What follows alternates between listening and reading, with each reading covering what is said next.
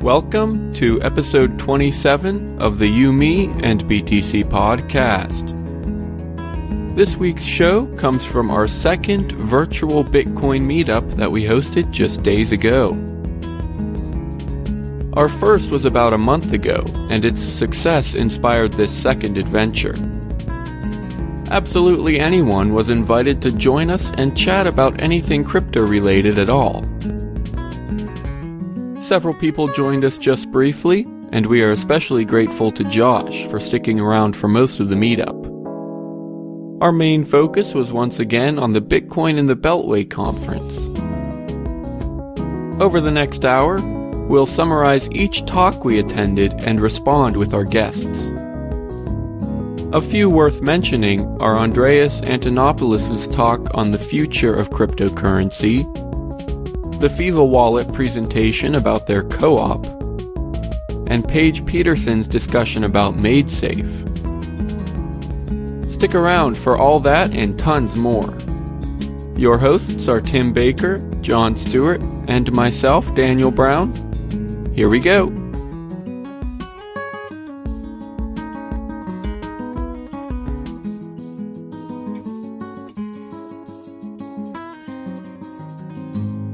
Okay, I think we are live again. This is the second virtual Bitcoin meetup hosted by YMB and BTC. We are the only three here right now, but anyone is welcome to come and join us and talk about anything crypto related at all. So anything Bitcoin, altcoins, whatever you want, questions, comments, if you have any projects that you're working on that you want to tell us about, we'd love to know. There's a link to join us in the description for YouTube and on the Google Plus event. And yeah, we hope to get some people. Last time it took a while for some people to join and start the conversation going, so we'll wait for guests if we need to. Hey, that looks like Andrew Lee. Yeah. Hey guys, how are you doing? Hey, how's it going? Hey, were you here last time and was it just a broken camera or microphone or something? Oh yeah, I think I was just listening in. Cool. I was dialing in from my phone or something. Nice. Yeah, we weren't sure, but we saw your name. Well, hey, do you want to? Well, I guess the three of us will go real quick, and then we'll let Andrew introduce himself. I'm Daniel Brown, host of YMB and BTC. I don't know if there's much else for me to say because this is the YMB and BTC podcast, and you guys probably already know me a little bit, but that's my name, Daniel Brown. I'm Tim Baker, and I talk on here sometimes. Yeah. I'm John Stuart. I'm the flaky co-host, I guess. I do all the music too, so maybe that makes up for it. Yeah, he has good music. I did his first show at my house a week or so ago, I guess. That was pretty awesome. Yeah, Andrew Lee, you want to introduce yourself? Hi guys, I'm Andrew from Purse.io, and we just actually moved into a new office on Friday, so we're still trying to get set up, but glad to be here. Yeah, it looks nice. Yeah, Purse.io, we've talked about them on the show quite a bit. We love those guys. We use them all the time. Used it today. Yeah. So awesome. What did you get? I just bought some guitar stuff that I needed, some like little knickknacks. Cool. Awesome. Well, we announced a couple new features. Yeah, I just got that email. Oh yeah, me too. Do you wanna summarize those? Oh, yeah, summarize those just just for fun? Sure. Yeah, we've been working hard trying to develop new features that would be more useful, and a couple of them. One is refer a friend, so you guys can all take advantage of that. Whoever you refer, will send 10 millibitcoins to. Also, we enabled the reply back to email feature, and I'm sure our users know. But before, if you wanted to reply back to another user, you'd have to log in, find the transaction, and then and type it in. Well, now you can just reply back to that email. And third, but not least, we'll set a maximum discount at 33%. And yes, we've had a couple orders that went above 33% in the past, but with more liquidity in our system, it's becoming rarer and rarer. So we capped that at 33%. Nice. Well, yeah, any discount is pretty sweet. We've been getting, I think we normally go for 10 or 15%, and that's just, of course, we love a discount. Yeah. Awesome. Hey, I see John joined us. You're muted now, but if you have a mic and you want to introduce yourself, you can go ahead and do that. Okay, well, maybe he's just watching, but anytime you want to jump in, go for it. Anyway, so the plan for today is, well, anybody can talk about anything crypto related anytime. Just bring it up. We're just hoping for a back and forth conversation, but you know, if people don't seem like they have much to add or to say, then our plan was to fall back on the conference that we went to last weekend. It was tons of fun, the Bitcoin and the Beltway conference in Washington, D.C. That was our first conference. We met tons of awesome people, actually, all kinds of people. We, in our last episode, mentioned it a little bit, kind of said how things went. But that was just kind of a general overview. So our plan for today was to sort of talk about each talk that was given one by one, kind of in detail. I mean, each of the ones that we went to. We didn't go to all of them. But we would try to sort of summarize and then respond to each of the talks that we can remember and just say how it went and things like that. Before we jump into that, real quick, I want to say, for all three of us, I know we're all very grateful to API Coin and Monero, our two sponsors who got us there. That was amazing, and we couldn't have done it without you. Extremely grateful. API Coin is a Bitcoin API. It's kind of similar to blockchain, but there are some really important differences too, which actually I think I want to say episode 14 or 16, somewhere back there, we had the creator of API Coin on the show. And he explained those differences, so you'll want to check that out. But actually, we, that was, I don't know, a month or 2 or 3 ago. So there's been tons of updates and improvements since then too. So definitely check that out, especially if you have a project that could profit from a Bitcoin API. And then Monero, which is a new cryptocurrency, which it aims to be really anonymous, and that's. You know, if you ever listen to our show, you know that we care about anonymity. And we think Bitcoin has a little bit, but if we can get more, that's amazing. So that's what Monero is. And we're grateful to them for helping us out. Josh, I see you're here. You want to do a quick introduction? Yeah, sure. I'll give you guys a quick introduction. My name is Josh. I'm the lead developer and creator over at Canacoin, canacoin.cc. And I'm glad to be here today for the second Bitcoin Meetup. Nice. Oh, thanks for coming. Yeah, he was here last time, so repeat visitor. Yeah, I don't know how long I'm going to be able to tune in. I got some stuff I've got to do today, but I wanted to tune in at least for a little bit. Yeah, nice. Well, yeah, thanks for joining us. I guess we'll go ahead and jump into our talk about the conference. I'll say one more time, anytime anybody wants to talk about anything crypto, just go for it. But I don't know, Tim and John, I was thinking maybe we could start with Andreas Antonopoulos. I think he was probably one of the first talks at the conference. Is that a good place to start? I mean, I wasn't there, so yeah, you guys are going to have to fill me in on that one. I was at the permacredits one. John, you want to summarize Andreas's talk? Yeah. It was pretty wide-ranging. I think it was called The Future of Cryptocurrency. Was that it? Yeah, I think so. Yeah, he covered a lot of ground, so I said it's probably pretty hard to summarize. But I guess two of the things that he really focused on were alternative uses to the blockchain kind of technology, specifically with copyright stuff. And if anybody knows anything about him, he's a big advocate for Creative Commons. But he was talking about how he thinks blockchain technology could be used to create a better alternative to copyright, and I guess Let's Talk Bitcoin is working on a coin for that specifically. I don't know much more about that besides. Yeah, well, LTB coin is what it's called, and it actually just launched a day or two ago. Which, yeah, that's something that people can look into if they want it. It basically, they have their content network, and instead of mining, you create content, and that's how you get the coin. And then you can do what you want with them. You can spend them. One of the ways that they sort of take them back in is you can spend them to get a sponsorship slot in their podcast and things like that. So. Yeah, I saw that they posted an episode on Let's Talk Bitcoin about the new coin, and I saw also one of the things that they're doing is paying for content performance as well, not just the content, which I thought was kind of unique.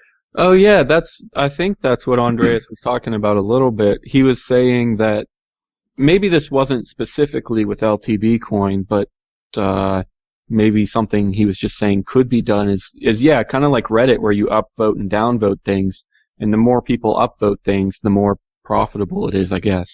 Right, and I've heard some discussion about contracts and how there's these new smart contracts that will essentially kind of do that similar process where it'll be based on performance of, say, like a web service or some hosting company, and depending on the traffic and the advertisement revenue and everything, these contracts are able to spawn clones or new generations that will modify itself a little bit and basically try to create successful contracts using the blockchain technology. Yeah, it's kind of funny because just a couple episodes ago we did an episode on Monograph, and that's kind of the same idea there. So I guess people are starting to pick up on this, and it's, I don't know, I can see this getting a lot of use. For sure, and I've seen musicians and artists too gravitating toward that similar thing that Let's Talk Bitcoin is kind of trying to do with the articles and the journalism. I've seen like some content for artists and musicians to create similar kind of platforms. Yeah. So that was one of his main topics, I guess, in his talk.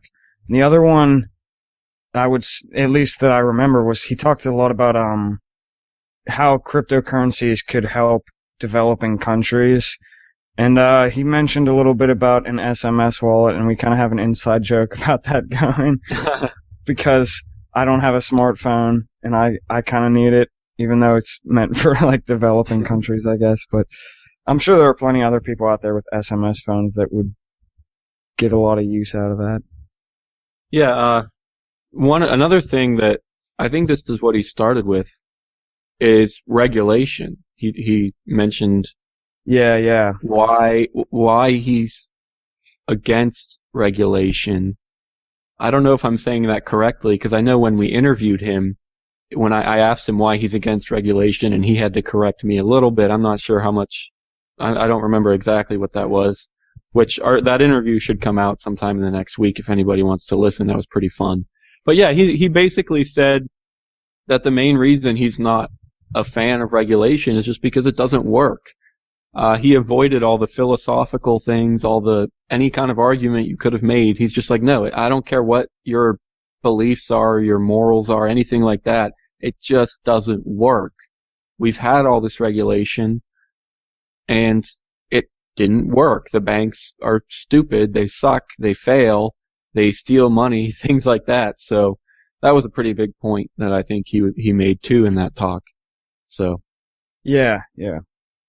And then, if you want to hear more specifically, I would check the interview, because even I don't remember everything that he was saying about that. So, anything we want to add about Andreas? Or I guess if not, then Tim could jump into permacredits a little bit. Yeah. Okay. I mean, permacredits was, I keep forgetting Xavier.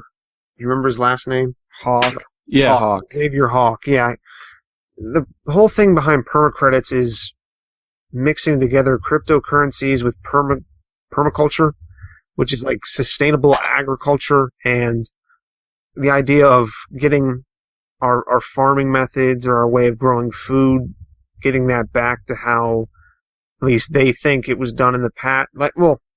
I guess getting it back to how it was done before we had all these new technologies that let us grow food where the food wouldn't normally grow, I guess. He said his idea, or like one of the main people behind the permaculture movement, was, I think he was seeing this Japanese guy who was growing pineapples somewhere, and it sounded like he was saying he had like an epiphany or something, because he spent like his entire life growing pineapples in a place where they weren't supposed to be grown, and then he was like, why should I be doing this when I can try to grow something else? But I mean, I'm no expert on permaculture, but that's what it sounded like. That was what I got from him talking about it.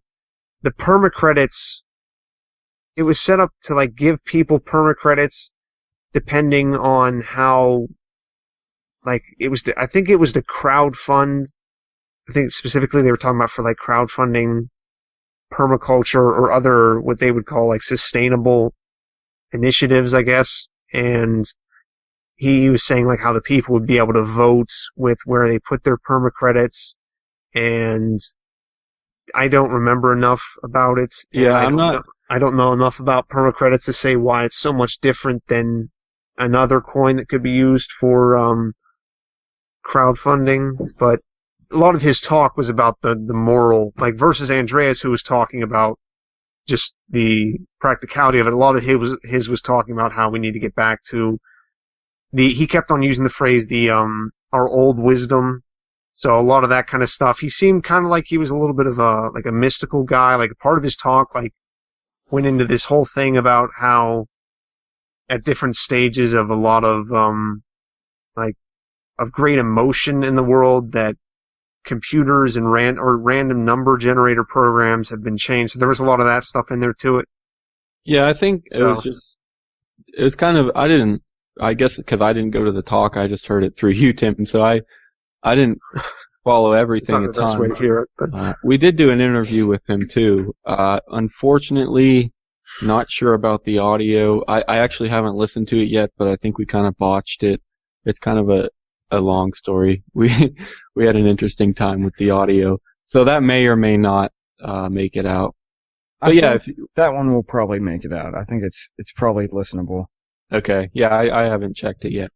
Then keep an eye out for that, because I'm sure he can explain it a lot better than we can. Oh, he also talked about the SMS wallet during the yeah. So we got a lot of talk about that over the weekend. Yeah, for anybody listening or watching, that's something John needs. So develop it. Yeah. I think they did a demo on Let's Talk Bitcoin. They were at a conference and they did a demo for the podcast. So I think there's at least some sort of prototype or a working version, but I guess it's just not out to market yet or something, or not complete or whatever. Yeah, that's something the world needs, is an SMS wallet. Which I'm not entirely sure how that, I guess this is something that would be worth talking about. I'm not completely sure how a SMS wallet would work for this reason. To me, it seems like it would be centralized. It would be someone else has your coins and you just tell them, you text them, send these coins here or receive these coins here. I don't think there's any hope of running any sort of node, or other than maybe just like storing your private keys on your phone. I don't think there's any ways that you would actually own your own coins with an SMS wallet. I think you would have to basically trust a third party, which kind of stinks. It would still be useful, and if you trusted them, that's great. That's amazing. But I don't think it would be as true to Bitcoin as we would like.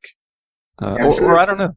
There's a couple of approaches I'm sure you could take for the SMS wallet. And you're right, it could be centralized the more you think about private keys and key storage and things like that. But then there's also might be room for just the ability to push raw transactions that you create on your phone somehow and send the actual raw data to a processing node or some sort of node that will broadcast that message for you.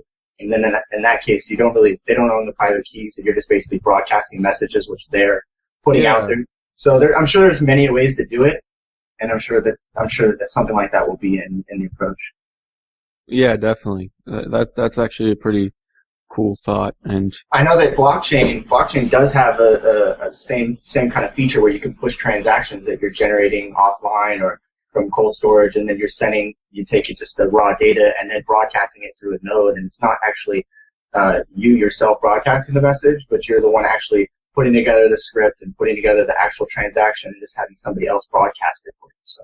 Right. Yeah. I don't know how easy that would be on like a dumb phone, like a T9 text phone, but with an app or something on an Android that might be able to do it through SMS or some other way, it might work. Right. Yeah, and the thing is also, even on a dumb phone, you can have programs and apps. I mean, they have to be a lot more specifically developed. Yeah, they got to be really light. Yeah, for sure. But it could be done if they needed that. That could still be helpful to some people, maybe. SMS is just a messaging protocol, so I don't see why you couldn't just forward transactions over that protocol to nodes. Right. Especially if it's like a SPV, and they're not downloading the full blockchain, or there could be a number of approaches. Well, maybe I just don't know enough about this, but wouldn't it also be possible to just like send messages that give commands to like a wallet, like maybe your Bitcoin Core wallet or something like that? Sure, that's kind of right. That's a similar approach to broadcasting messages, except for it's a centralized thing. You might be able to run a node at home and then use SMS messages. I've done a similar thing with IRC, where I've created transactions over IRC. So right now, if you have an iPhone, you can log into an IRC chat, and you have a wallet. And right now it's a centralized wallet where I host, everybody's wallets on my server. But if you wanted to say run your own individual server or your own individual node, then you can send SMS messages back to that server, which therefore you have only the control over it. You can send transactions anywhere from there. So there's ways to do it. Right. That's actually a really cool idea. I mean, it wouldn't be helpful to the masses, maybe like in Africa that we're trying to reach, who don't have a computer at home. Or, you could still offer some sort of centralized service, even though that's not really the end goal of Bitcoin and our philosophy. But, no matter what you do, there's going to be some form of centralization, and over time, there'll be more entities that will spawn to help decentralize that idea. So, I think it is possible, yeah. Sweet. Yeah, especially, I think that's the sort of thing that could, like even John could set up, is just like message your own computer and tell your wallet what to do from your phone, things like that. So, John, if you ever want to work on that project, I got a good framework in place for that. All right, yeah. I don't know anything about permacredits or SMS wallets that we want to touch on, or we could jump into another talk, I guess. I think the permacredits thing is pretty interesting. I watched their New York City conference where they did a talk about it. I thought it's an interesting concept, this off-the-grid kind of permaculture lifestyle where people are crowdfunding these permaculture projects and self-sustaining communities, really, and that's kind of what Bitcoin's all about. And there's no reason why it can't be done with, say, Bitcoin, but I just think when you have like a coin that's dedicated to making that happen, then there's the likelihood of people using it for that purpose is greater. Yeah, that's true. It seems like they have a good idea, and they definitely have a good start and good plans, I guess. So I definitely think that could happen. I would still stand where I just don't know a whole lot about it, I would still say. But yeah, it definitely seems like they have a plan and a good thing in place. So. One cool thing on top of that is that since they're not using Bitcoin, they have the ability to tailor it to their needs, you know what I mean, so to speak. Like, say, for instance, the development of Bitcoin is not really headed in the direction that they need for permaculture and everything like that. Sure, Bitcoin might offer a lot of that, but some of the specialized things, like maybe, like let's talk Bitcoin with their paying for performance. You might have the same kind of concept embedded into permaculture where it's paid per performance on a certain crop or a certain harvest or something like that. So I think it could be really cool. Yeah, definitely. I guess we'll move into another talk. I don't know, Tim or John, are there any other good ones that we want to mention next? Well, this was the one at the end, but the one with Pieter, if that's how you pronounce his name, the Reddit moderator, I think. Yeah, yep, and I don't remember who the other guy was. It was. Do you remember what he did? Like what he was? They both have a thing called Provable, I think. I think they're both. Yeah. I don't know if they were developers or just founders or whatever, but yeah. But theirs was pretty interesting. Their talk was called The Singularity of Money, I think. Talked a lot about how in the future versus where a lot of people think there's going to be one, or a lot of people used to think there's going to be one single currency. They're more thinking that there's going to be hundreds and hundreds of currencies, and they went about talking about why that might happen, and then also they talked about how the question of like why whenever you exchange your money for another form of money, why do you always have to pay for that? And they talked about ways that you could set up to have it so that you could actually profit a little bit from it, or not necessarily, wouldn't even be like much of a profit, be like $1 or something. But basically just exchanging the currency that you don't need right now to someone who needs a little bit more, and then they trade you the currency that they don't need right now and that you could use more, and I don't remember too much else in there besides that. Well, yeah, that's something that has sort of been floating around the community, I guess, for a while, because everyone sees all these altcoins coming out and things like that. Even one of the very first videos I ever watched about Bitcoin, I think it was Adam Kokesh, and he was just saying, like, well, we don't really know if it's going to be Bitcoin or it could be some conglomeration of cryptocurrencies and things like that. And it seems like that's what he's talking about with the singularity of money. It's kind of all going to be just lumped together, and they talked a lot about smart wallets, and he was basically saying these wallets are just going to they're going to figure everything out for us. We're not even going to have to decide what currency we want to use. There's going to be a ton of different currencies, and they're all just going to be managed automatically for us by these smart wallets.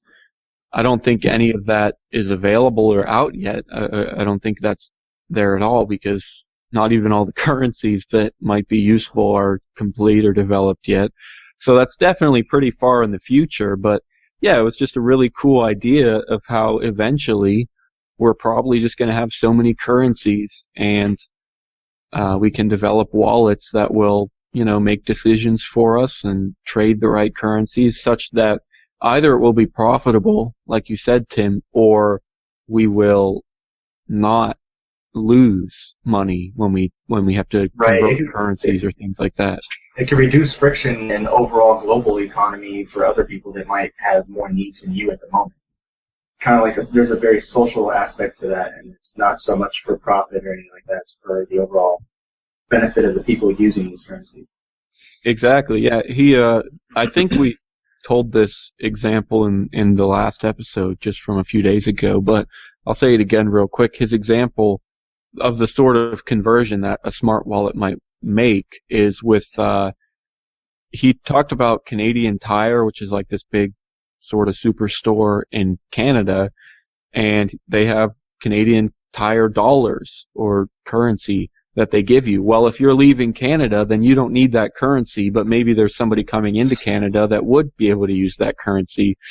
And if you had a smart wallet, it would see that opportunity and make a trade that is profitable, because you give up something that you can't even use because you're leaving Canada, and somebody gets it and it's really valuable to them because they're going to Canada. And so that's kind of what smart wallet I would see that kind of being hard to implement for brokers, especially whose livings are making premiums online. Yeah. So I don't know. It would be a challenge, but sure, if the technology existed, people would use it. Right. I actually was reading actually, I have the book right here. It's called Wildcat Currency, and we did an episode with the author. It was episode 25. But yeah, it's called Wildcat Currency. And he was saying in there how, in the old days in Europe, every country in Europe had its own currency, sometimes multiple currencies. And there were people who would, set up a kiosk and just trade money, for people who are traveling or moving and things like that. And yeah, they make a living off of people who need to trade money. But yeah, if we had smart wallets, then I don't think that would be nearly as much of a drag on the economy or anything, because I don't remember everything, but he was writing quite a bit about how this entire profession is like a negative value to society, because your job is to profit. Cost people money. Yeah, it's profit. Just like corporations, everything is in the name of profit. So.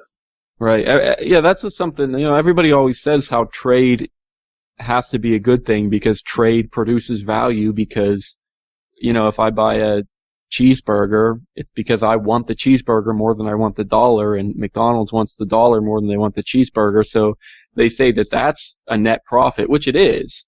But currency trading, that's trade, but that's not really a profit because it's not. It's like the same medium, but it just has a different location or different area of use, which I don't know why that. I guess that's kind of is convoluted because it depends on the resources in those areas and yada yada yada yada. sure the philosophy can go deep on that, but I think that's where it comes from. Yeah, exactly. And I guess it's another thing, just like Bitcoin. We've never had anything like that. So we really have no idea what it could do or where it could go and how it would play out, who it would be good for or who it would be bad for. I mean, that's same deal with Bitcoin. We've never had anything like Bitcoin, and we've learned a lot over the past, 5 years? But we still have a long way to go, and we still have no idea what it might do.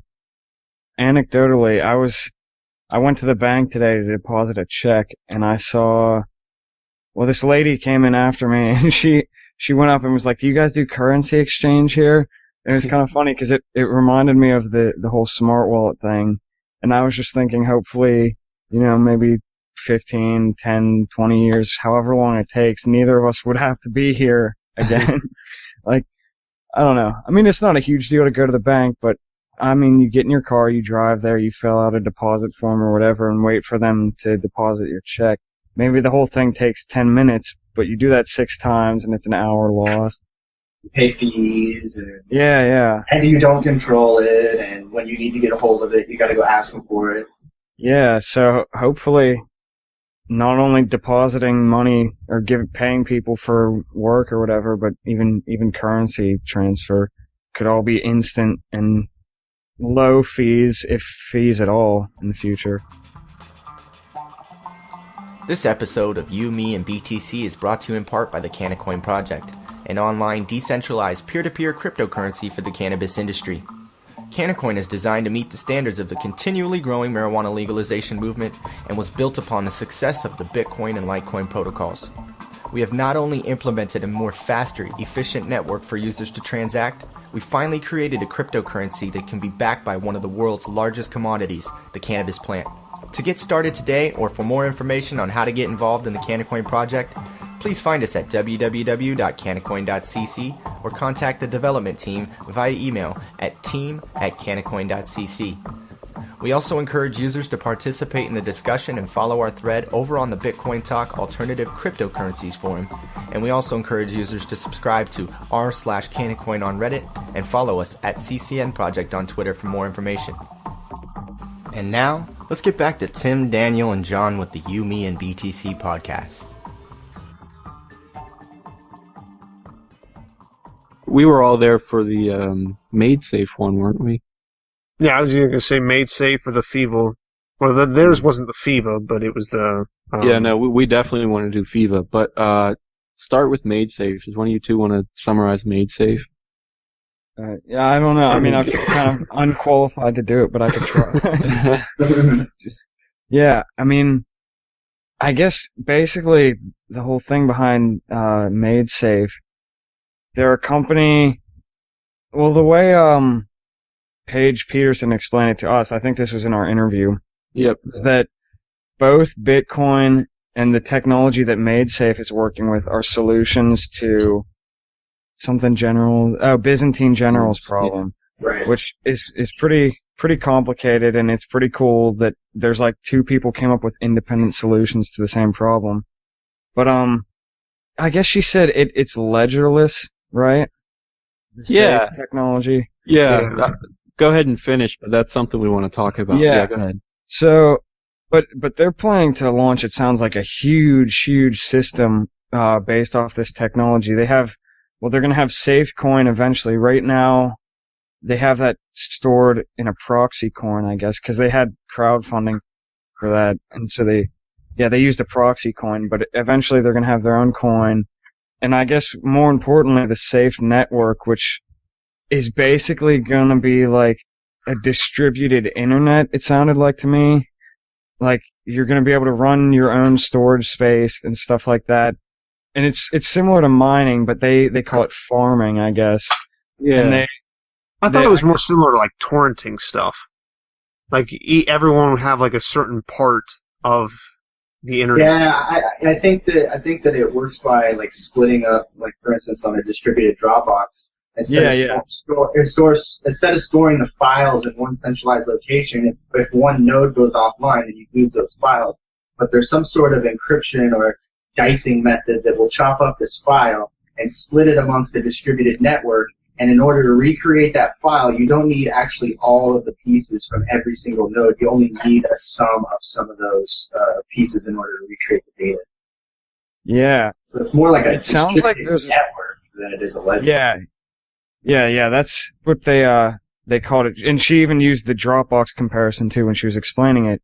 So it sounds like there's a ton of potential there, but there's also kind of a lot of questions. People brought up a lot of good questions at the end of her talk, and a lot of them she kind of just had to answer to, I don't know, or we're working on that. We know that's a problem, but we're not really sure how we're going to fix it yet. The logistics of something like that are crazy, I'm sure. Yeah. Especially when you're trying to create solutions for everything. Yeah, if they can get that off the ground, it sounds like it's going to be amazing, but there's a lot that needs to be done. I think one of the biggest issues brought up was about people being able to vote twice on things. Yeah. Somebody was saying, I think he called it like a social attack or a civil attack or something. And he said basically, what are we going to do if just people make a ton of accounts to vote? And I don't think she really had a good answer for that. I do want to go back to this whole ledgerless thing because that was something that is a little hard to understand. I mean, if there's no ledger, to me, it seems like it would be a lot harder to trust that the whole, that the network is working, that it's being fair and legitimate. If there's no ledger and somebody found a flaw, nobody could really notice that. I mean, granted, I think there's a huge benefit to not having a ledger in terms of anonymity, like we already talked about. We love anonymity and we want that and we need that. But it's also, I think it would be a whole lot harder to know for sure that everything's working. You would have to, I guess you would have to just trust the protocol.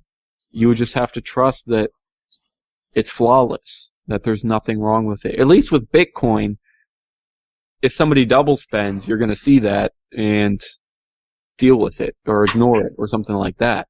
If there's no ledger, there could be double spends going on all day long and nobody would ever see it. So you would have to trust that something in the protocol does not allow double spends, like for sure. Are you referring to double spends as far as like currency? Because if it's like a ledgerless system, it sounds to me like you as the person who, like for instance, if you want data stored on a safe network, it sounds like you might be the one that controls the keys or the ledger information of the contract, and the people who have the wallet or whatever software to farm, those are the ones that just accept it as, I guess there's got to be some form of payment there.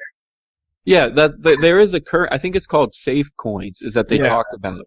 And that's kind of the currency of the network. And you get, if you're a farmer, then you get rewarded with safe coins, and then you can spend safe coins. Say if it was a Dropbox application, you could spend your safe coins to get some storage on the network. So, but I don't know. I don't know how you can really completely trust a currency if it's ledgerless, which is kind of funny because, 5 years ago there was no such thing as a completely ledger, recorded currency, but now Bitcoin is there, and now it's kind of weird to think that there could be a currency where you don't really keep track of. Yeah. Yeah, that'd be weird. So, I don't know. I guess if you just audited the code and if you could trust that the protocol was going to work like it said it should work and that it couldn't really be hacked, then maybe you could trust it. But I don't know. It just sounds a lot more difficult to do than to just look at the blockchain and trust Bitcoin. Right, that's what I was going to say. It seemed like you could use this safe network to do your transactions for data storage or whatever application you're trying to build, and you use something on top of it like Bitcoin for the payments. Yep. I don't know, anything else with MadeSafe? We just released the interview, Paige Peterson's interview today. If anybody wants to watch it, it's or listen to it. So it's pretty interesting. Oh, I guess one thing which we've sort of already mentioned, but when we asked her what her talk was going to be about, she said how her main thing was how it's different than blockchain technology. I mean, it's really popular in the cryptocurrency world, but it's not actually the same thing as blockchain technology. So That was a main point that she made. Yeah. So.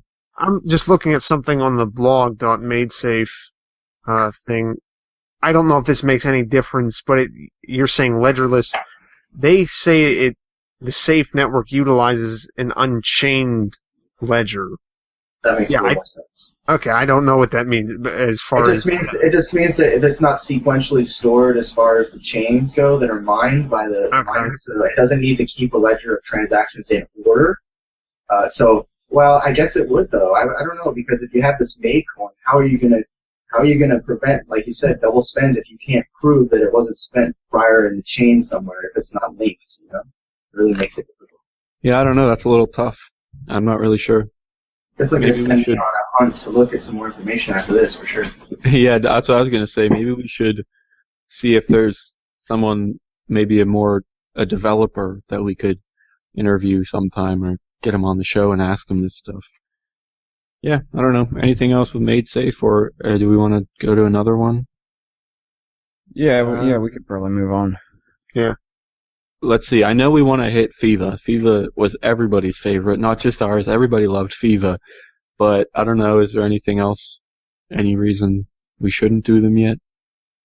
Alright, whatever. Let's just go for it. Not any other talks are really I mean, Jeffrey Tucker's was pretty much... I mean, I've heard his kind of stuff before about how hopeful he is for the future with this stuff, and how archaic he thinks that the government and the banking system does look now and will look in the future. So, I mean, I don't remember anything like really new to me in that. I mean, it was encouraging most of his stuff it's pretty positive in his message. I mean, do either of you two remember anything really different that you remember from his? No. Yeah, not exactly. Before I forget, I mean, we can do this after or before FIFA. I don't care what order we do it in, but we should probably hit on Patrick Byrne, and also the charity panel too. With, definitely. Jason King, Andreas Antonopoulos, and Davi Barker. Yeah. So whatever order. Okay. I'll start with FIFA. They were pretty awesome. Yeah. FIFA, if anybody doesn't know, it's a Bitcoin wallet, which there is an Android version, but one of the biggest things about them was how you could actually legally use the wallet on an iOS device. They had some, maybe you could call it a loophole, but I don't think it's really a loophole. There's just something in the agreement or the contract, however Apple does things. They had it set up so that if you were part of a co-op with another company, or like if you were part of a specific group, I think, with another company, then you could install apps, even if they weren't allowed on the App Store in general. You could install apps from a specific company if you were part of this co-op or whatever. I don't know how good of an explanation that was, but the point is you could use this wallet on iOS devices, and a lot of people didn't know that, but it's really awesome because otherwise Apple was blocking all these Bitcoin apps and Bitcoin wallets. So that's one of the big reasons that FIFA became popular, but they're definitely a whole lot more than that, and that's kind of what the talk was. They had all kinds of dreams and plans and a huge vision. Yeah, we got an interview with them, which will be out at some point, probably in the next week or two. So keep an eye out for that to learn kind of more specifically and directly from them.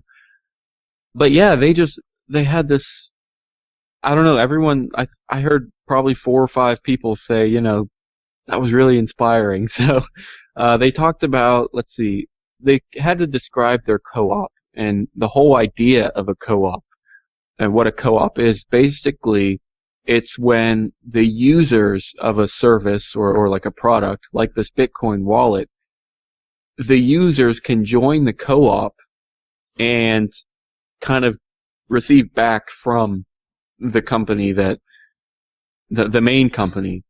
I'm probably doing a really bad at describing this, but yeah, basically it's where the company gives back to its users. And so it says on their website that do future revenue sharing.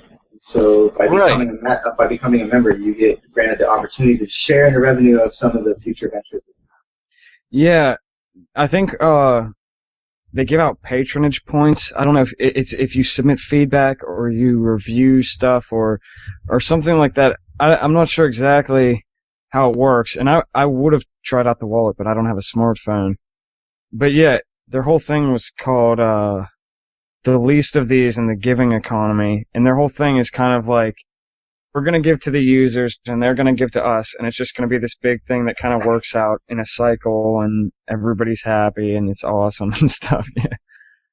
Yeah, and they also, I'm probably going to mess this whole thing up too, but they got this cool idea. I don't think it was their idea originally, but they got this cool idea called the pay it forward, I think. Oh. His example was basically they went to a coffee shop and there was this pay it forward board or something, and people could post on this board, free coffee for, his example was free coffee for someone with a lisp, and he said he has a lisp, so he went to the coffee shop and he took this thing off the wall and he got a free coffee, or somebody else paid for it ahead of time, and since they said some guy with a lisp, well, he had a lisp and he got free coffee. I don't know, but anyway, that was just a cool idea that a lot of people liked, and again, they describe it a lot better in the interview probably than I am now. But it was just another example of kind of giving back to other people, to kind of working together and sharing any profits and things like that. Does that make sense? Did I explain that right? I mean, they're not all about just like, oh no, we can't make any profit, because one of the best things that they said that I liked was, we have this immediate reaction, and I'm pretty sure I said this in one of our recording things when we were coming home, but we have this immediate reaction to when someone makes money while helping someone. We have a problem with that, versus if you just make money, you don't really help people, then it doesn't feel as weird. Where they're like, well, I mean, they're like, we believe in capitalism, we like capitalism, but so many people nowadays just equate capitalism with the corporatism, where it's just like legally you do everything you possibly can to screw everyone out of as much money as you can just to get it all for your shareholders, which isn't what they are pointing to. They want like a conscious capitalism, conscious consumerism, something like that. Maybe not consumerism, but a giving economy. Yeah, which I don't know. I'd have to. Did we ask them about about that specifically in the interview? About like what they meant by giving economy? I think they explained it pretty well in the talk. So it was the potluck capitalism thing. That was the other thing I was thinking. Oh yeah, potluck capitalism. Yeah, and they gave the example of, I think we talked about this in one of the podcasts a while ago, talking about like inner city, kind of a way of doing loans there, where you have like a group of people who every month one person gets like $100 from every person, and then the next month they pay part of that money to another person. And they were talking about this as, again, I don't know how this would work or how you could set this up. I mean, it has to be a co-op, I guess. I'm going to stop talking because I have no idea where I'm going with this. Yeah, I don't know. That was definitely a good talk. And just check out the interview to learn more specifically. I think like before we finish up, I just want to say like, so their main thing is the FIFA wallet, which, I mean, like I said, I haven't tried the wallet. I don't know if you guys have tried it. People said it's an awesome wallet. They said it's the sexiest wallet out there. The thing that I think should be said about them though is like, their product isn't what's special about them, even if their wallet is awesome. What's special about them is their business model and their vision for the whole thing. I think that's really what stood out about them, not the technology or anything like that. Yeah, definitely. And even just the two of them, Lamar and Leif, just as people, they were the best people ever. They were so nice to us and friendly and had a lot of good things to say. We talked about them quite a bit in our last episode, but yeah, that was just, they were amazing. They were so much fun. They were hilarious. Yeah, great guys. They bought a $24, small pizza. I don't know what that has to do with it, but yeah, it doesn't have anything to do with it. Washington D.C. being incredibly expensive. So that was only Lamar and his wife. That wasn't the two of them. Yeah. I think that's definitely a story we should tell at some point, maybe at the end of today. Just the whole how everything was expensive in DC. Mm-hmm. I don't know. Yeah, anything else about the FIVA guys? That's all I have. Patrick Byrne, then we could do them. You want to do Patrick Byrne? Yeah, I mean, his talk was a lot about. Well, first off, Patrick Byrne, he's the CEO of Overstock. And a lot of his talk, and he kept on saying that he was probably going to bore a lot of people, but a lot of his talk was like philosophical stuff. He definitely didn't sound like he has too much of a technical knowledge of Bitcoin. A lot of it was about, I've heard the talk before on the Let's Talk Bitcoin in a recording of that. He talked a lot about how the liberalism versus authoritarianism and how a lot of that came from the Netherlands, I think, back when it was still part of Spain, how that kind of grew out and how that kind of moved around the world and basically to where it's gotten now. And that's mostly I remember from that talk. There were a few good questions at the end, I think. Yeah, I mean. Yeah, his talk was pretty intense, I guess. He went in really deep with a lot of stuff. One of the things that I thought was really interesting was he talked about, anybody who knows anything about him knows that he's kind of like, his name is important to Wall Street, partially because they say he's the most hated man on Wall Street, but he's a CEO of a huge company, so he knew a lot of stuff that was going on, and he kind of explained, which I didn't understand all of it because I'm not an economist and I don't understand the whole legal system and everything, but he talked about hedge funds and all the kind of stuff that they were doing that kind of screwed everyone over. And I think that was really interesting because he probably was better qualified than anybody else to talk about that. So he has a unique perspective on how Bitcoin can help with those types of problems. Kind of side note, did he mention any of the metrics or how things are going with Overstock and Bitcoin? I think that came up in some of the questions. He was saying, I don't remember any actual numbers, but I know he was saying that their next step that they have to take is going international. I think right now it's only in the U.S.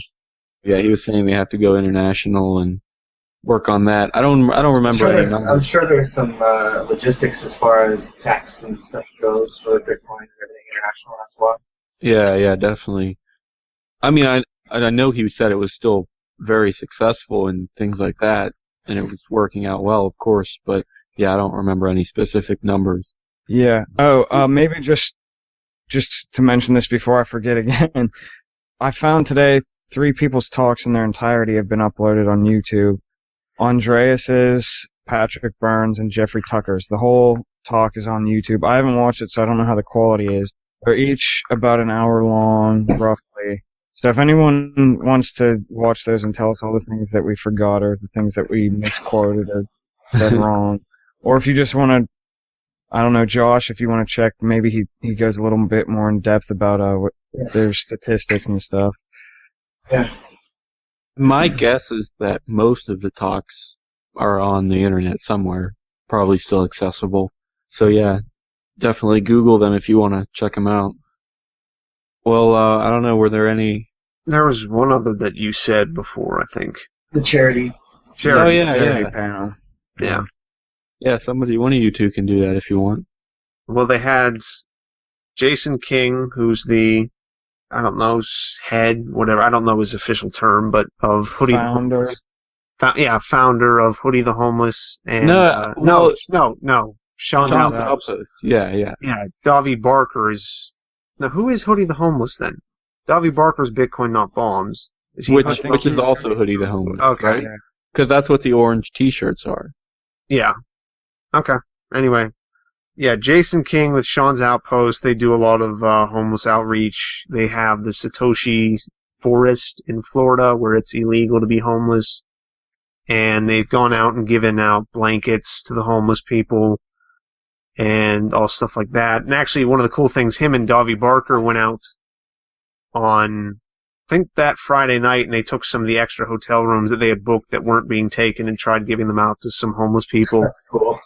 I think they only got a homeless lady. I think that was the only one that took it. Counts. That's cool. Yeah. Hopefully he doesn't get mad at us for like telling people that, because that was kind of like undercover or whatever. Oh, I didn't know that. Sorry. Why can't we all stay in a hotel? Well, not that. It's just that I guess he doesn't want to go around being like, look at all these awesome things I do. Right. But he's an awesome guy nonetheless. He is awesome. Yeah, he's awesome. You didn't say that enough before. Okay, and then Andreas, does about 50 different things. Andreas Amantonopoulos, and Davi Barker, who we said before was the Bitcoin Not Bombs and the Hoodie the Homeless guy. And then MK Lords moderated it, but then it kind of turned into Andreas moderating it about halfway through. Andreas seems to do that quite. Yeah. He likes to take over. He knows what's up. Yeah, I mean, it was a lot about how Bitcoin can be used better for charity, although that's, again, I don't remember, I feel like I have to be missing something, but I don't remember anything really sticking out as being really new compared to what I've heard before because I've heard a few of the people who were up on the panel before talk, so, John or Daniel, do you remember anything really new from that? I just remember Jason King had a ton of great quotes throughout the whole thing. I wish I could remember them all. The one you mentioned earlier, I think, was Jason King, where he said, we have this gut reaction against people making money off of doing good things, but we don't care when people make money not doing good things. And he was kind of like, there's something wrong with that. I think they talked a little bit also about kind of evangelizing for Bitcoin. And, it was not getting so much in the technical and just showing people how it can make their lives better, and how with stuff like BitPay nowadays, there's not too much of a reason for a business not to accept Bitcoin, because you're not taking any of the price. I don't know. Volatility, the risk. Yeah, I was trying to think of what they normally use, but yeah, the risk of the price changing so much, and I think most BitPay, I don't think has. How much legal action have they had against them? Are there any? I haven't heard any substantial cases. So it's even the legal stuff, I don't think they have to be that worried right now. So yeah, at this point, there isn't too much of a reason for businesses not to be taking Bitcoin. And, that was the other thing. I think it was Andreas. He was talking about a run/walk thing that he did. And he said he raised about $1,500, I think, in Bitcoin in a few days, and he basically he got the president of the organization he was raising money for, that I think called him or emailed him and said, okay, tell us, how can we accept this from you? And he said, well, I already converted, I'm sending you a check, but I'll be happy to lead you through it later and for future stuff. He said that's a great way to do it. If you want more charities to accept Bitcoin, tell them, I have $200 here for you if you accept Bitcoin, or I have $200 worth of Bitcoin for you if you start accepting Bitcoin. So is that something you'd be interested in? And I think that's a great way to try to get more charities to start accepting Bitcoin for donations. Yeah, Davi Barker was talking about that too. He said he goes to a lot of fundraisers and stuff for charity, and he said he'll go up to their box or whatever, wherever they have stuff to donate, and he'll stick a $100 bill in there or whatever, and I guess tape a note to it or something that says, if you start accepting Bitcoin, there's 10 times this waiting for you. And he said right when he does that, he goes home and he'll make a wallet and put that much money in it and set it aside, and he doesn't use it because it's for that charity if they ever start accepting Bitcoin. So, real quick before we keep going, I see we're joined by someone named Nick. If you have a mic and you want to introduce yourself, you can go for it. Yeah, I'm Nick Sarian, as you know me. I don't really hang out too much on OTC that much, but yeah, that's about it for me. Sweet, yeah, no problem. We've been talking about the Bitcoin and the Beltway conference from the last weekend. We've been going through kind of each talk one by one and just kind of summarizing it, responding it, giving some thoughts and stuff like that. I mean, each of the talks that we went to, we didn't go to all of them. But anyway, right now we are on the charity panel, which was at the very end, or it was the next to the last talk. And we were talking about how they, some of those guys were getting charities to accept Bitcoin by kind of earmarking money for them. I don't know, anything else we wanted to add? I think just in general, it's worth mentioning Jason King and just how awesome he was too. We had an interview with him too. I think we released that a couple days ago, so you can check that out. But he also co-chaired the actual conference. He was kind of in charge of this thing, which was pretty cool.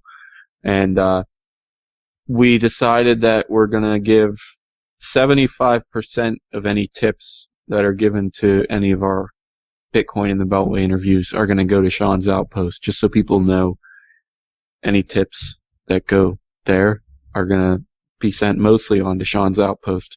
Or if you want to give 100% to them, I'm sure there's donation addresses all over the Sean's Outpost website.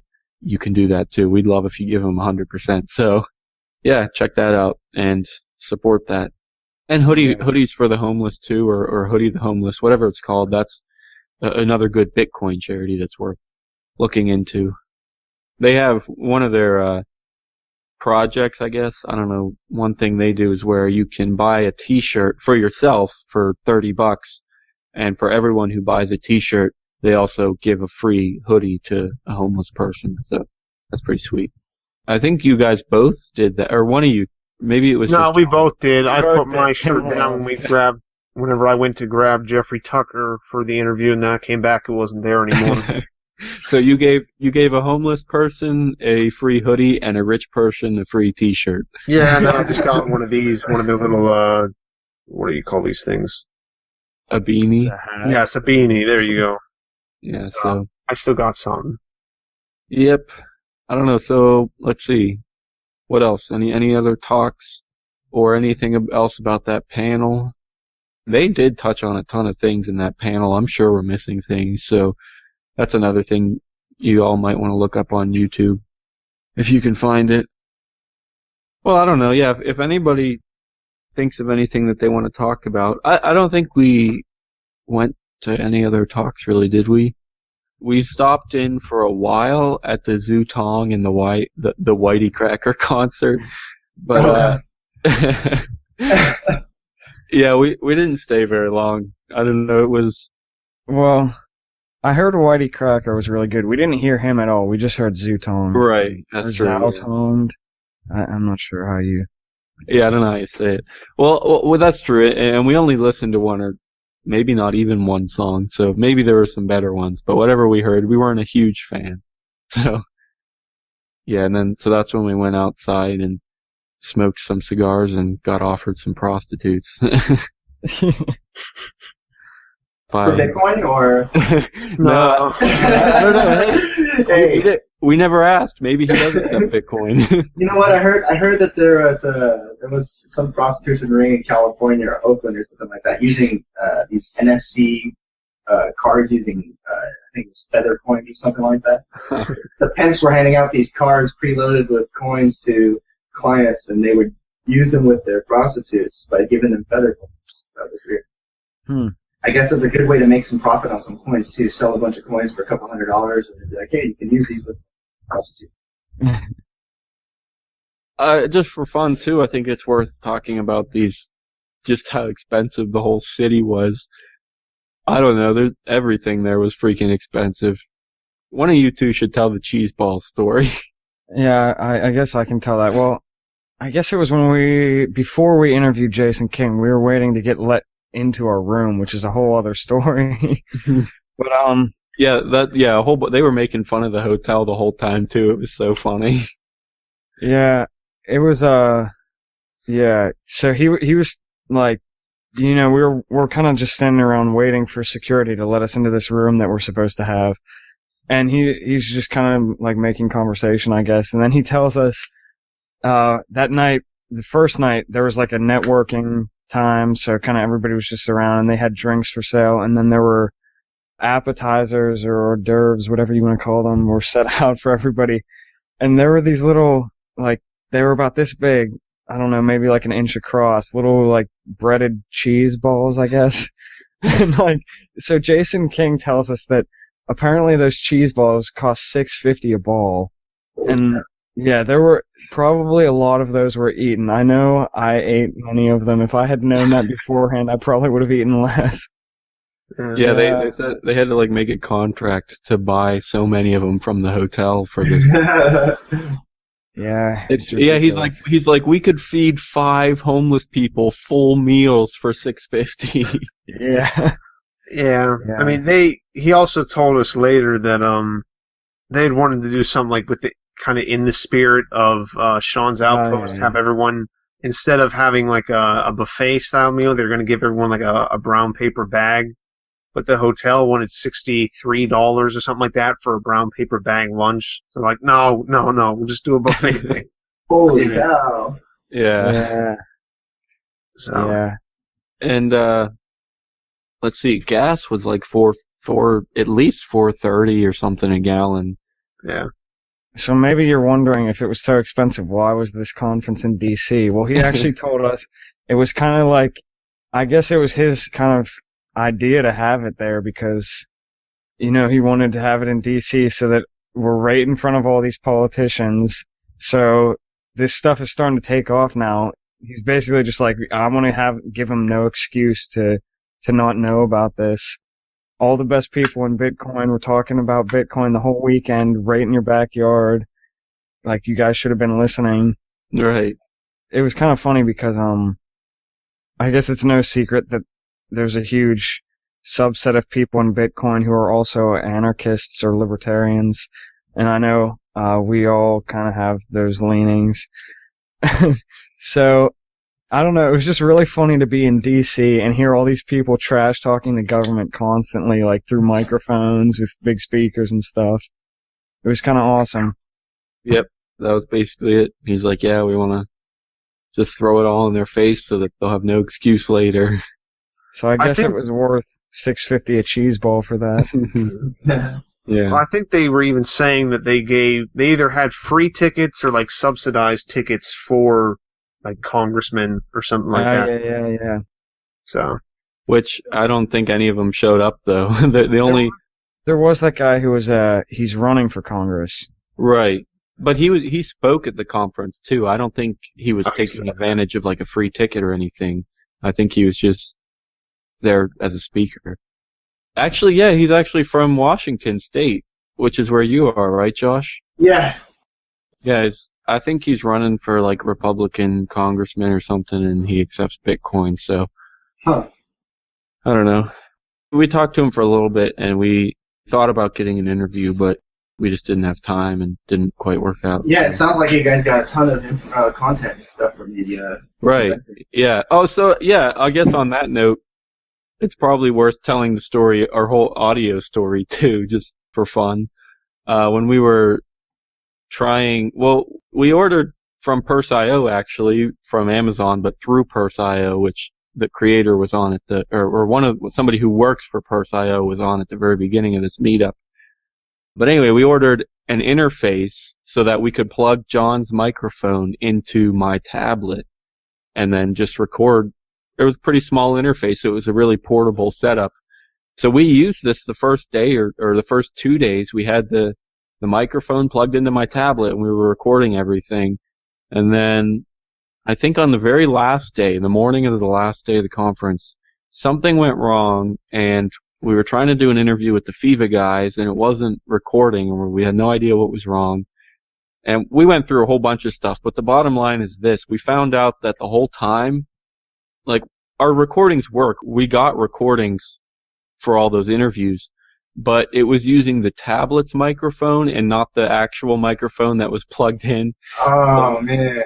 Yeah, so, I mean, they're still going to work and we're still going to use them, just clean them up as much as we can, but we weren't using the good microphone. And actually, one or two of them, I still haven't listened to them all, but we might have to throw out one or two of them because there was like background noise or people were too far away from the tablet because they thought they were using the microphone and stuff like that. So that was also mostly when we didn't go up to the room that King gave us, or Right. yeah, we Yeah, were just around other people talking, or like with the 4 or 5 guys that we talked, like the first interview we did, they were just talking really quiet too, and yeah, it was like a bigger area that we were in.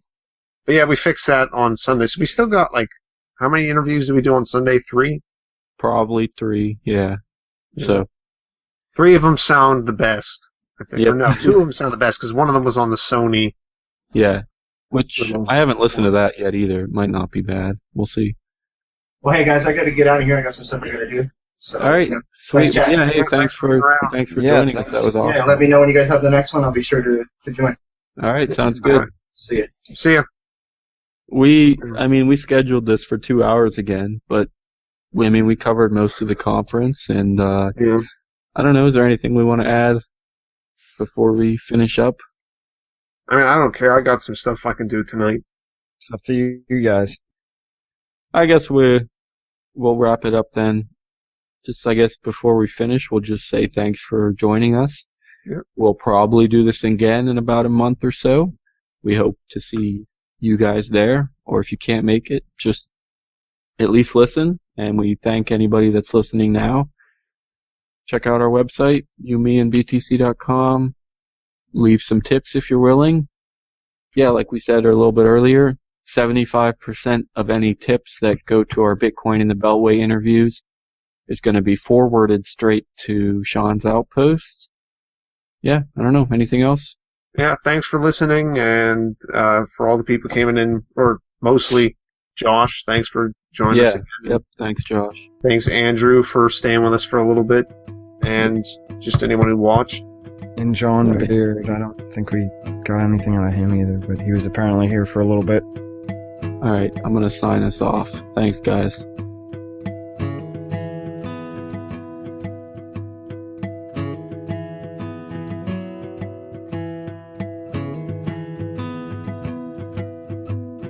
Thanks for listening to our second virtual Bitcoin meetup. Keep an eye out for our next one in about a month and come join us. As usual, all of the music in today's show is from John Stuart. We'll see you next Thursday.